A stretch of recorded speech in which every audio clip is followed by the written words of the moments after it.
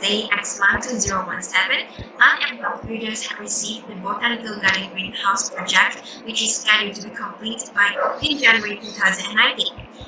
Proceed deeper into the situation, Afik and I, as the mediator today, would like to introduce clause 23.0, which is the extension of time. This clause is very important for our case today, so let's have a look on it. Yeah, thank you, Jaswan. According to clause 23.1 regarding submission notice of particular for the extension of time. So for this clause, referring 23.1a to apply for EOT or extension of time, contractor should give a written notice to an architect to his intention to claim such of EOT with an initial estimate of EOT and is supported with all particular costs of delay within 28 days from the date of commencement of the relevant event in clause 33.8. Yeah, exactly.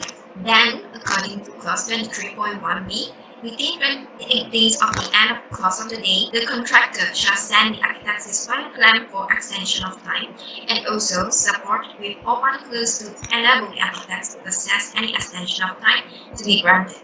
Good day all, this is Miss Tan, the contractor from Tan and Mark Builders. The botanical greenhouse project was delayed by 2 weeks because of the major bursting of underground water pipes on 19 September 2018.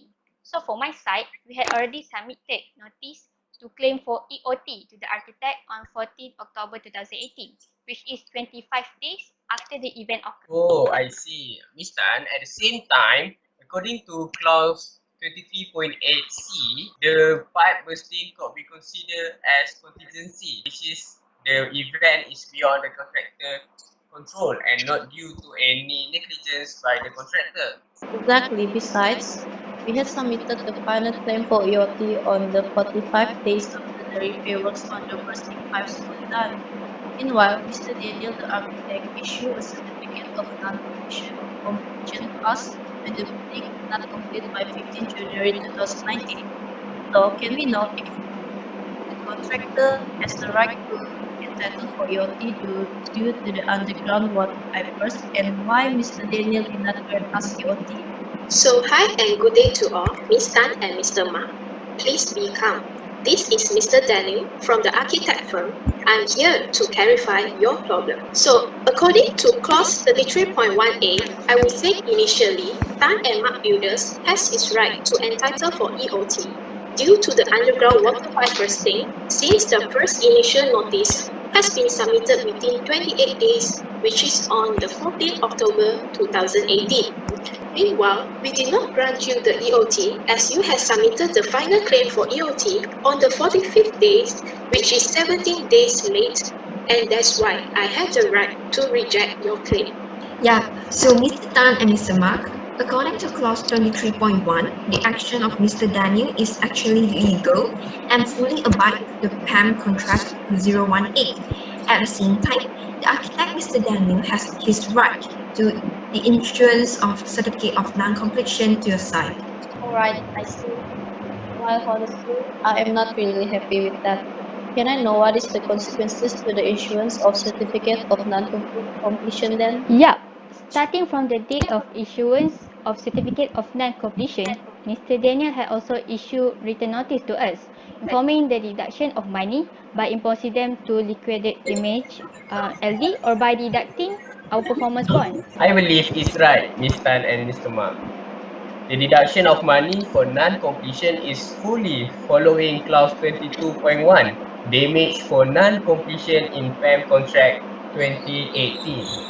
Right, so when the liquidated damages (LD) is imposed to Tan and Mark Builders, you will be required to pay a sum calculated at the rate that's stated in the appendix. Other than that, for the imposition of LD, it will not be taken into account in issuance of payment certificate and final certificate. Yeah, and there is no alternative for the damage payment too, which is deducting the performance bond as mentioned earlier in clause 22.1. This is legal too, as according to clause 39.5. If there is any branch of contract by the contractor, which is Tan and Mark Builder, then the employer can use the performance bond to make the payment for the completions of the work and reimbursement of loss by the employer too. I see, but in this case, LD will do. Okay, here we back again. So how can we help you this time, Mr. Mark? Today, which is 16 January 2019, a crane accident had damaged part of the east wing of the building. Meanwhile, the repair work might require a month to do and cost about 50,000 ringgit. So, we would like to inquire if we can obtain EOT in this case. Meanwhile, from what we investigate, the crane accident is caused by a poor handling of the machine, is it?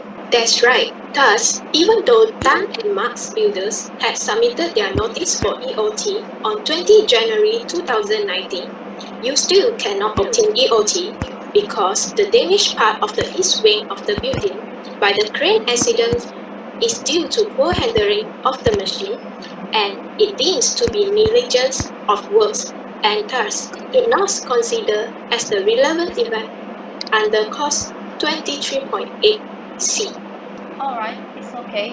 What about the claiming for loss and expenses? According to the clause 24.3e, delay on the part of the craftsman, tradesman, or other contractors employed by or engaged by the employer in executing work not forming part of the contract or the failure to execute such work. Thus, if the workers that handle the machines were employed by the employer, the contractor can claim for L&E. Am I right? Yes, that's right, Mr. Mark. What about the CNC that had been issued before this? Can it be revoked instead? Unfortunately, in this case, according to clause 22.3, certificate of non-completion revoked by subsequent certificate of intention of time if Mr. Mark and Tan Builder or the contractor are entitled to obtain EOT. In this case, you would be able to revoke the earlier certificate of non-completion, as certificate of non-completion should have effect of revoking on CNC earlier issued. Exactly. Meanwhile, in this case, since EOT cannot be obtained due to the negligence of work, the earlier CNC cannot be revoked instead. Alright, I see. So, thank you so much for the consultation today. You are welcome. Yeah, and take care too in the future work. Yeah, take care and stay safe, everyone.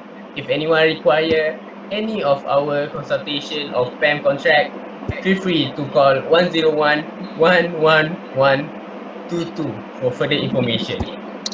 Exactly. Just drop us a call. And we, Conflicts Production, are ready to provide you the best service. Hee hee. Bye. Bye. Bye.